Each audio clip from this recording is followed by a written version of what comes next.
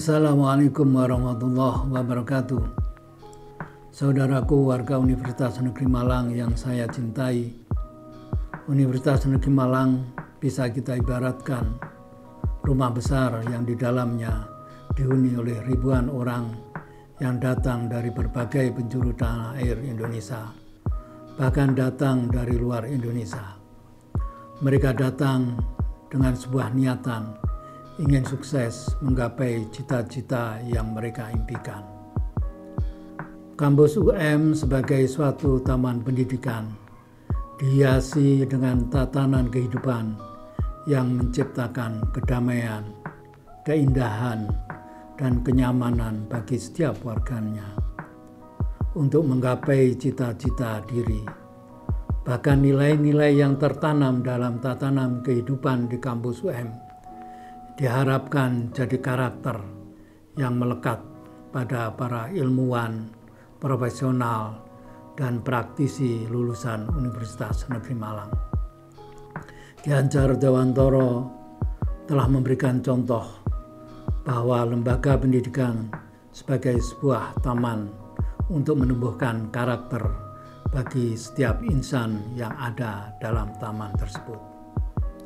Saudaraku warga Universitas Negeri Malang, tatanan nilai yang menghiasi kehidupan di kampus UM telah lama berkembang dan terus dipelihara dan dikembangkan sebagai khasanah nilai kehidupan yang layak untuk dipertahankan dalam era kemajuan teknologi saat ini. 5 nilai tatanan kehidupan yang diharapkan menjadi karakter setiap lulusan Universitas Negeri Malang adalah jujur, integritas, komunikatif, cerdas, dan visioner. Pertama, nilai jujur. Saudaraku warga UM, pernahkah Anda mendengar ungkapan kejujuran? Kejujuran merupakan pengejawantahan nilai jujur pada diri individu yang tampak dalam kehidupan sehari-hari. Jujur dalam niatan, jujur dalam ucapan, dan jujur dalam tindakan merupakan perwujudan kejujuran yang tampak pada diri individu. Seorang mahasiswa menyampaikan tugas pada dosennya sesuai dengan kemampuan yang ia bisa lakukan. Seorang pegawai tendik menyampaikan informasi sesuai dengan aturan yang ada. Seorang dosen menjalankan tugasnya dengan niatan pengabdian kepada Tuhan dan bangsanya adalah contoh kejujuran yang ada dalam kehidupan di lingkungan kampus UM, dan masih banyak lagi contoh-contoh yang lain. Saudaraku, marilah kita bangun karakter pribadi kita sebagai ilmuwan yang menjunjung tinggi kejujuran dalam setiap langkah kita.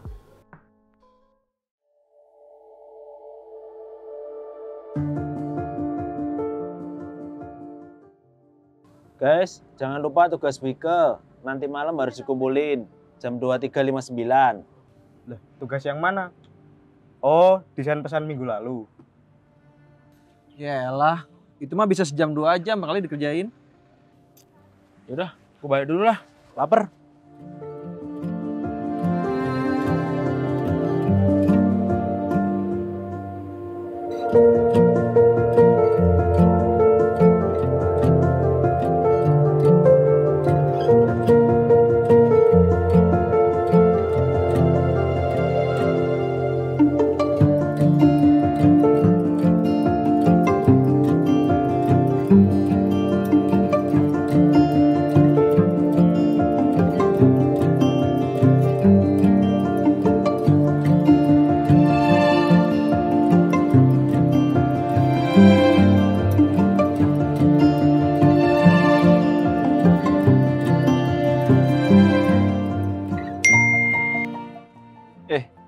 Cek grup, bicara Bu Ike.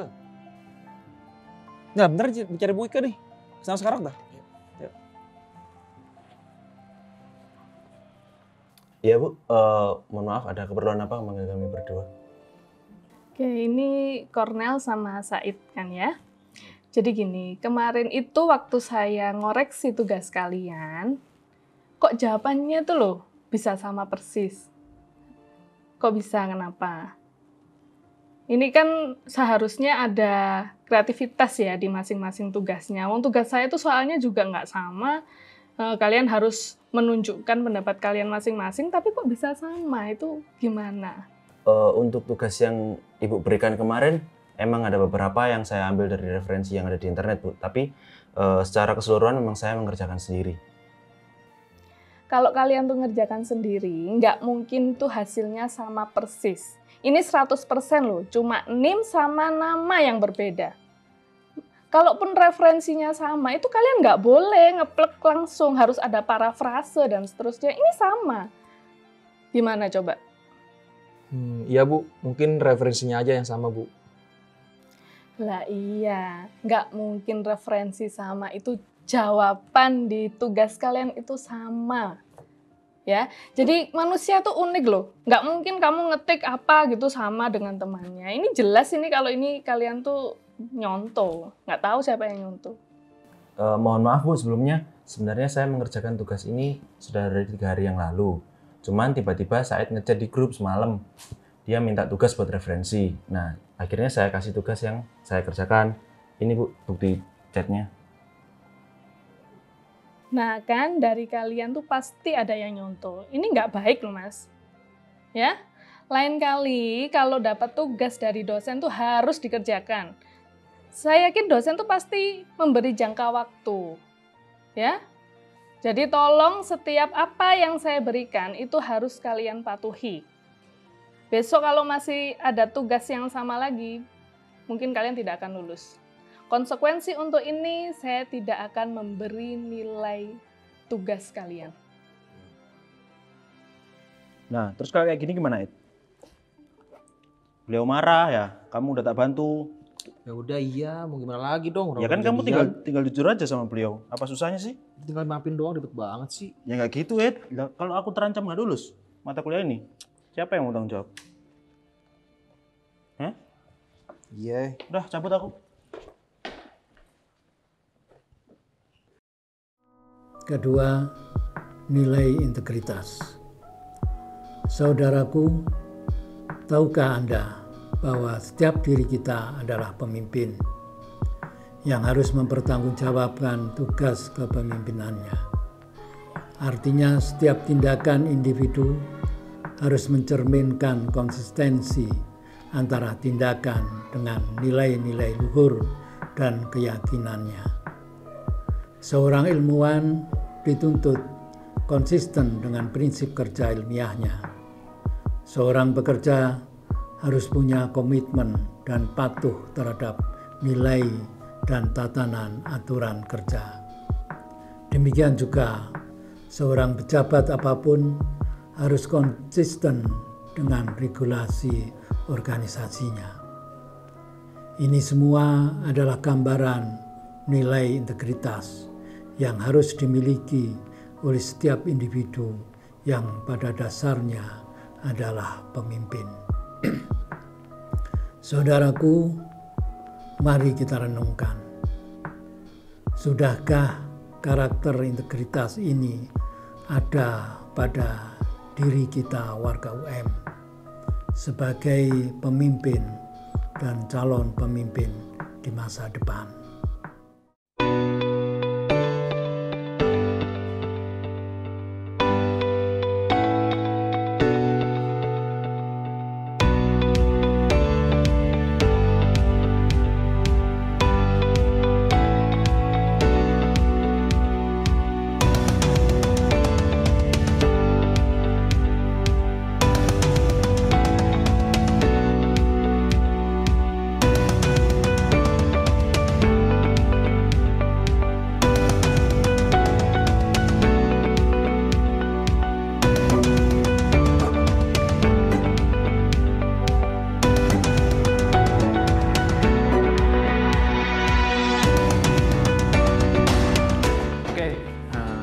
sudah kita bagi PJ-PJ masing-masing project. Oke, yang pertama kamu Pin, sekarang gimana laporanmu, ada kendala atau tidak? Ada Mas, kendalanya di masalah budgetnya belum sesuai. Nah, kalau masalah budget nanti tak koordinasi sama orangnya biar pas, baik buat kita, buat mereka. Oke, selanjutnya Vel, masalah modul gimana? Ada kendala atau enggak? Tinggal bahan materi aja sih Mas.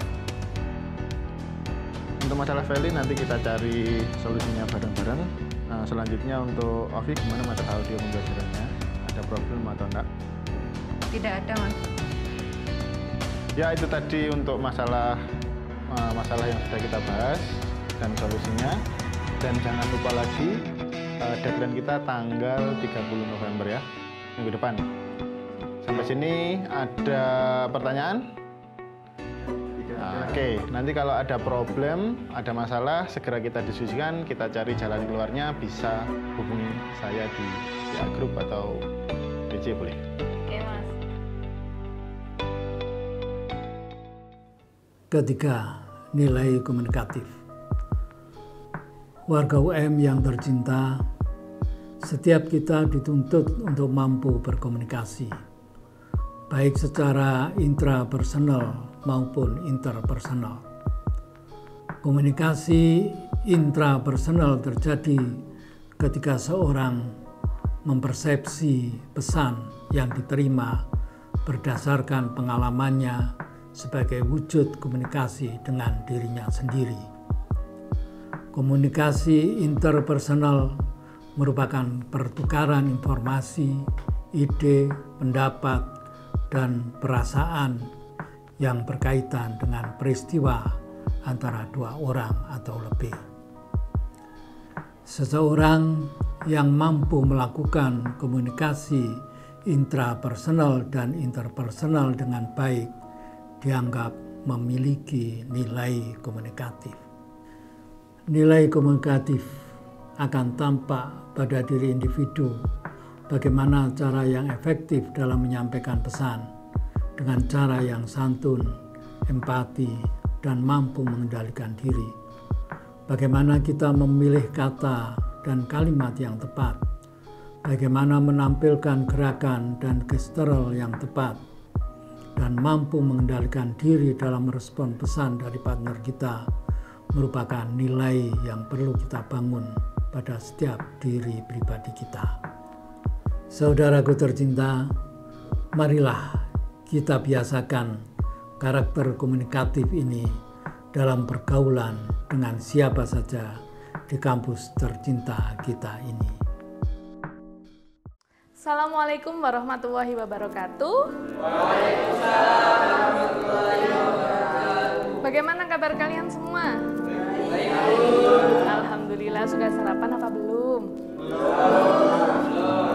Kalau masuk ke kelas kita harus sarapan dulu ya supaya kita bisa lebih konsentrasi. Oke, jadi mulai besok harus sarapan. Oke, nah sekarang saya akan mengulangi materi kemarin. Jadi di mata kuliah belajar dan pembelajaran ini kita mengenal konsep tentang apa itu belajar dan pembelajaran. Nah, di dalam proses pembelajaran itu kita mengenal istilah pendekatan, strategi, model, dan metode.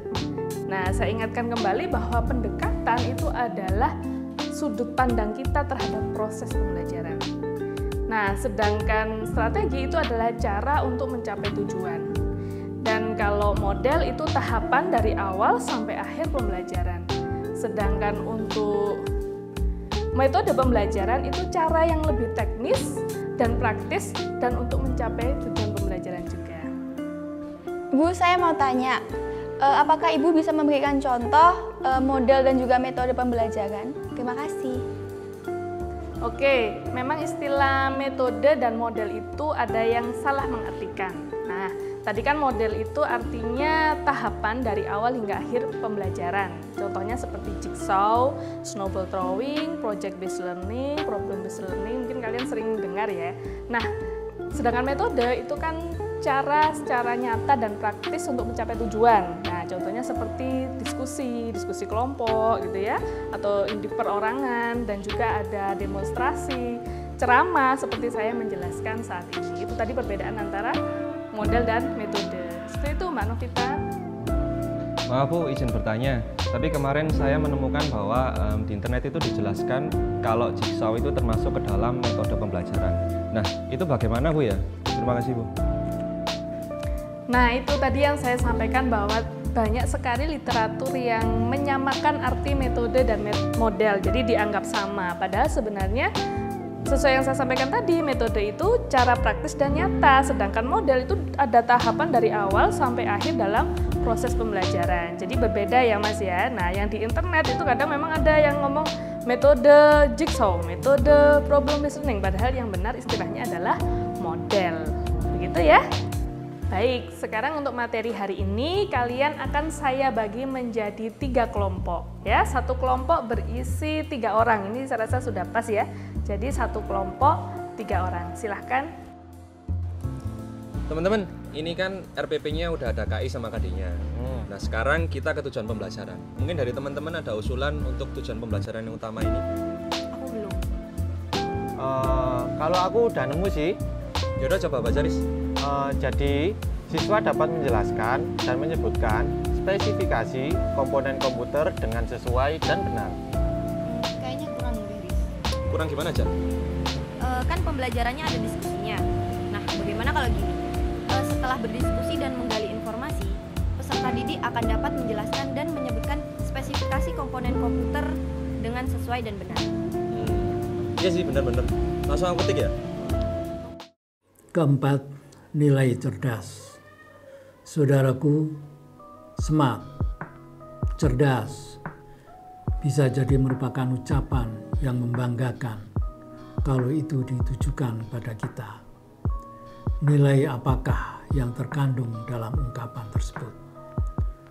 Orang cerdas memiliki kemampuan untuk memahami, melakukan inovasi, dan memberikan solusi terhadap berbagai situasi.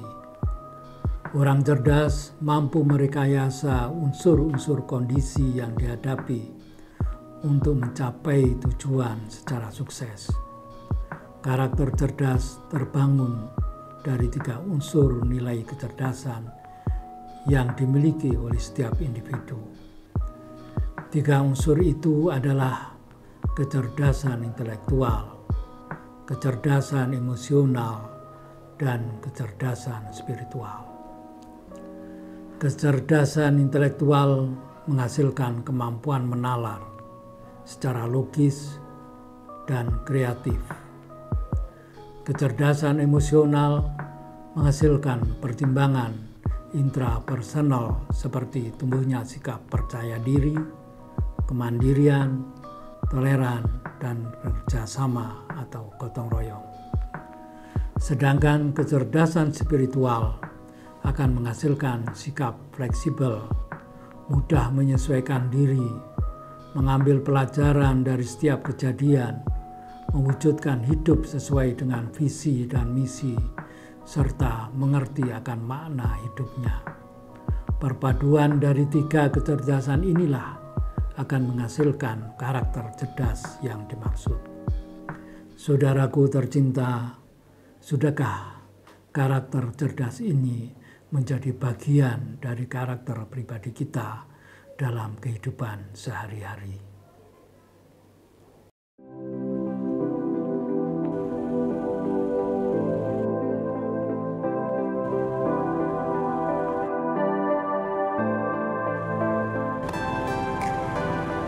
Halo, Ca. Samboya. Mau ke tempat diskusi ya? Ayo bareng aku. Boleh deh, aku ikut.